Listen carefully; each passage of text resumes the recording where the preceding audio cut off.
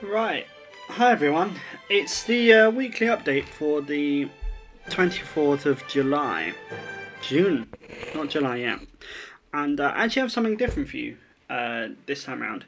I have a playtest from me and my partner doing a playtest. Just to show you off what it basically looks like when there is two players playing the game, because I think it's something that's not been documented on here first. So if you're unsure about what this game is, it's Archeology Rush. It's a cooperative, competitive puzzle platformer where you have to race to the end and become the most famous archaeologist. Now, I didn't realise that I was absolutely whizzing through. So this is a weekly update, and basically this just details all of the changes that I've made from week to week. So the big change is the sound. There's now music in the background of each level, and not music that I've written, but music that I found that I purchased. I felt like it was sort of fitting. Might make it into the final game, might not, but it was a good start to put it in there. So I'm really excited actually to get some sound and actually to get the code around the sound working. You'll notice that there's this kind of whooshing sound every so often, and that's me and my partner trying to steal treasures from each other. That's got a couple of issues at the moment where it's working now, but it's also broken. There's no distance limit, there's no time limit. It's just unlimited, which is probably quite problematic, and so I need to add some limits to this. Yeah, and so we're on about, I think, the 4th or 5th level at the moment. This is the fog maze. The fog texture is definitely temporary, I'll say that now.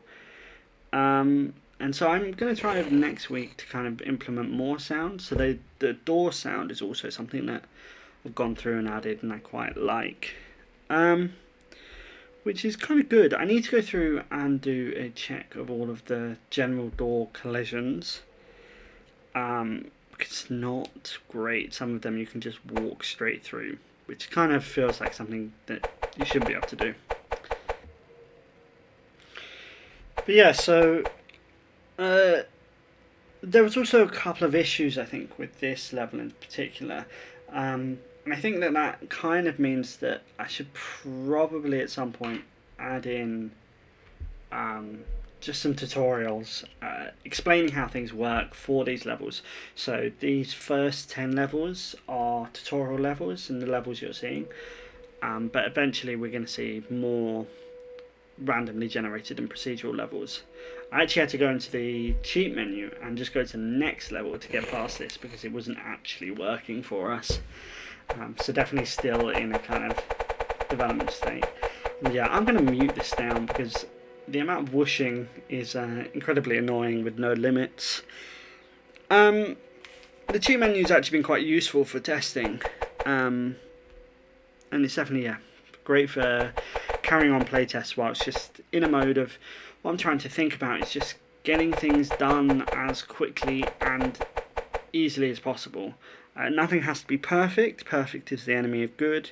But we're just kind of inching towards week by week, getting more of an idea and more of a semblance of first how the demo is going to be, and then second how the main game is going to be. And yeah, so this level is called the Troll Toll, and so I go over at the top here, whilst my partner goes down and pays the Troll Toll.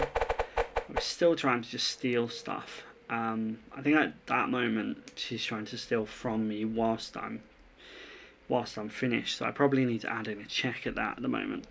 And I probably also need to add in more treasures. That'd be very good. So okay, this is the last level. And so, stop watching if you want any spoilers. We're actually using the old underworld. So you get to the sarcophagus and you get to the underworld, and then it's the beating heart, And so I'm working out on a couple of new ideas for the underworld, which you'd seen last week, but they're not actually in the multiplayer playtest just yet. There's a couple of issues with this.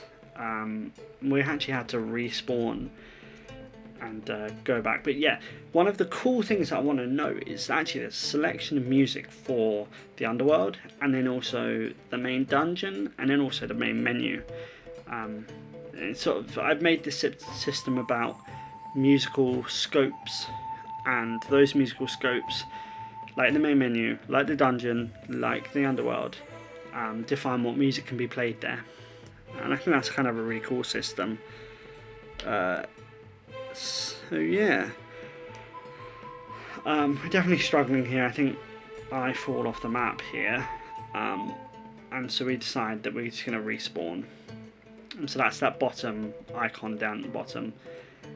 So we respawn back in, but lo and behold, the lines from previous are broken. So that's something I'm going to need to fix.